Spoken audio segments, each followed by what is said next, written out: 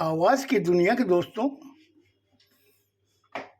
कल मैंने वीडियो नहीं डाला था क्योंकि मैंने बता रखा था कि संडे और थर्सडे मैं वीडियो नहीं डालूंगा। इसीलिए वो जो पांचवी कुरीतियों की जो बारीकी जो है उस बारे में मैं अब आपसे साझा करना चाहता हूँ। जब बड़े ने ये बात कही कि भाई 3 महीने मैं रखूँगा, 3 महीने तुम रखना, 3 महीने उससे छोटा वाला रखेगा, 3 महीने उससे छोटा वाला रखेगा, ऐसे पूरा 1 साल होगा। उसके हिसाब से वही क्रम में हम लोग चलेंगे। उससे हर भाई को पता चल जाएगा कि माँ बाप पे कितना खर्चा लग रहा है। और सब लोगों ने उस बात को माना कि बड़ा भाई सही कह रहा है। अब आप सोचिए कि जो वो फसल जो बो के गए थे हमारे बुजुर्ग, उन्होंने किस संदर्भ में कहा था, इन्होंने उसको संशोधन करके किस संदर्भ में ले गए, ये बारीकियां समझिए। उन्होंने ये कहा था कि अगर बर्तन आवाज करने लगे तो उनको अलग अलग कर देना चाहिए। वो जो फसल उस समय वो बीज जो बो के गए थे, आज ये फसल जब तैयार हुई तो इन्होंने कैसे संशोधन किया इसका। इन्होंने ये कहा कि आज जो भी गलतफहमी हो, आपस में तकरार हो, जो जिसको फरियाद करे पहले उनको अलग करो। अब आप सोचिए, फरियाद करने वाले कौन? बच्चे, बहुएं। फरियाद सुनने वाला कौन? माँ बाप। बोले पहले इनको अलग करो। अलग करने से हम लोगों को एक तो प्राइवेसी मिलेगी, हम लोगों के ऊपर कोई भी शासन करने वाला नहीं रहेगा, क्योंकि जब तक ये हैं ये शासन करते रहेंगे। तो हम लोग नहीं चाहते कोई इंटरफेयर करे। अब आप सोचिए ये कुरीति किस तरीके से रूप ली और कैसे इन्होंने भयानक रूप ले लिया कि आज हर आदमी अपनी प्राइवेसी खोजता है। वो, उसकी पत्नी, उसके बच्चे, बस। और किसी का इंटरफ्रेंस वो पसंद नहीं करते हैं। ये इस रूप में एक दानव तैयार हो गया।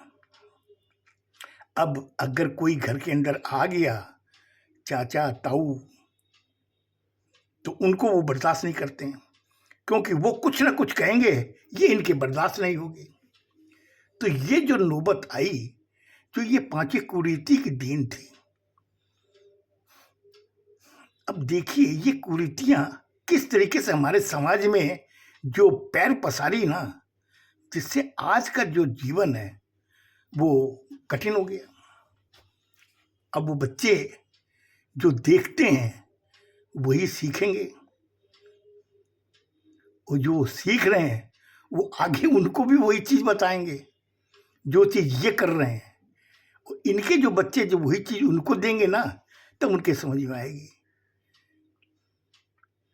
क्योंकि एक किस्सा मुझे याद आता है कि एक लड़का और लड़के की बहू और उसका एक बेटा जो होता है, वो जो वहाँ खड़े हैं, वो अपने माँ बाप को, लड़के की बहू कहती है कि आप एक काम कीजिए, इनको बाहर निकालिए, अगर ये यहाँ रहेंगे तो मैं नहीं रहूँगी यहाँ पर।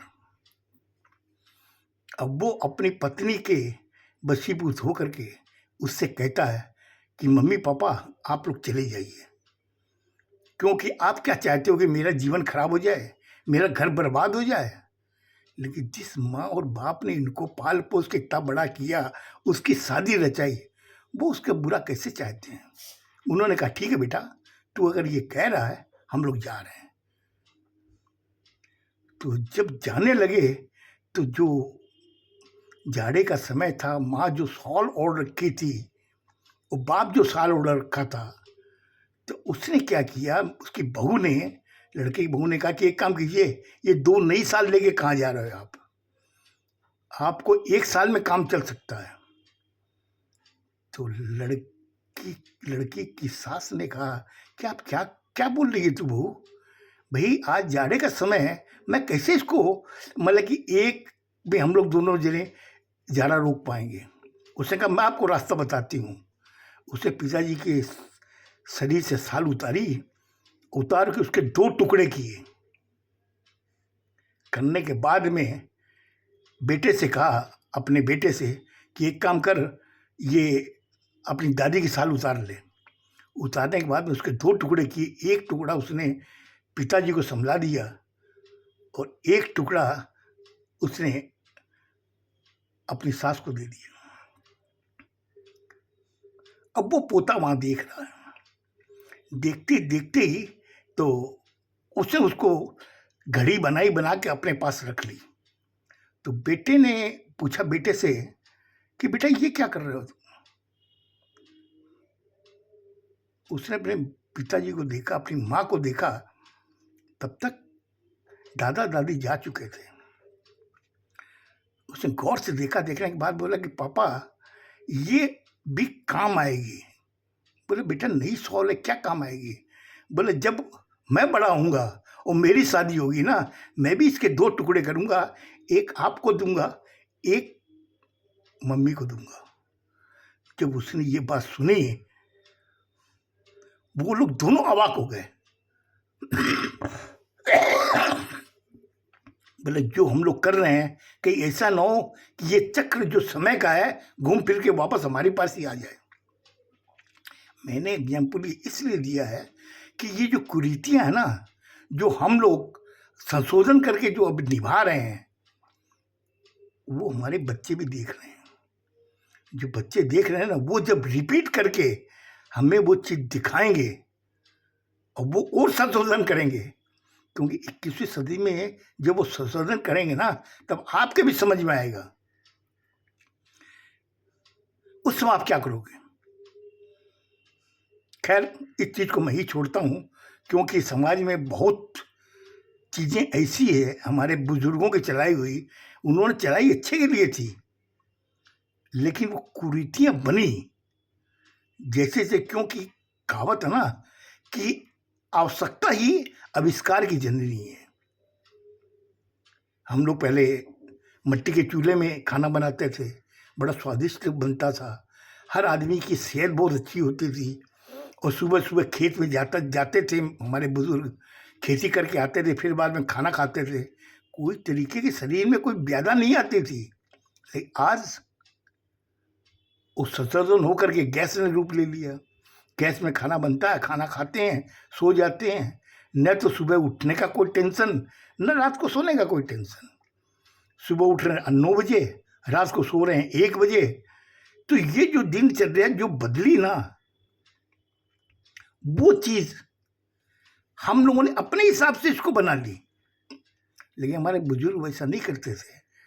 वो जो कुरीतियाँ जो अब हमारे समाज में जो रूप लिए ना, ये टोटली गलत है।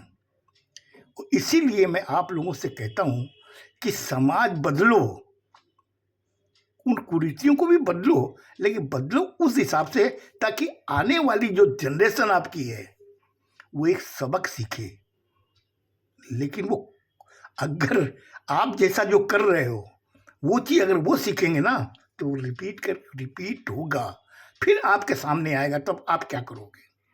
क्योंकि आज आपके सामने जो पिताजी और जो हमारे बुजुर्ग जो कुरीतियाँ चला के गए हैं, उसका संशोधन करके हम लोगों ने ये जो चीज़ें बनाई ना, यही ऐसा ना हो कि बाद में बच्चे संशोधन करके वो चीज़ हमारे सामने ला के खड़ी कर दें, तब हम लोगों का क्या होगा? बस मुझे आप लोगों से इतना ही साझा करना था कि ये समाज की जो कुरीतियाँ हैं, जिसके बारे में हो सकता है कि आप लोग इस चीज़ को समझे भी होंगे और मुझे लगता है कि आप लोग सेटिस्फाइड भी हुए होंगे। और अगर आपको ये कुरीतियाँ जो नया रूप लेके जो हमारे सामने खड़ी हुई,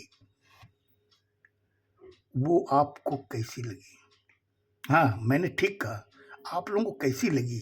अगर अच्छी लगी है तो मुझे बताइएगा, अगर खराब भी लगी है ना तो ज़रूर मुझे बताइएगा, ताकि मैं उसको और अच्छी तरीके से बता सकूं।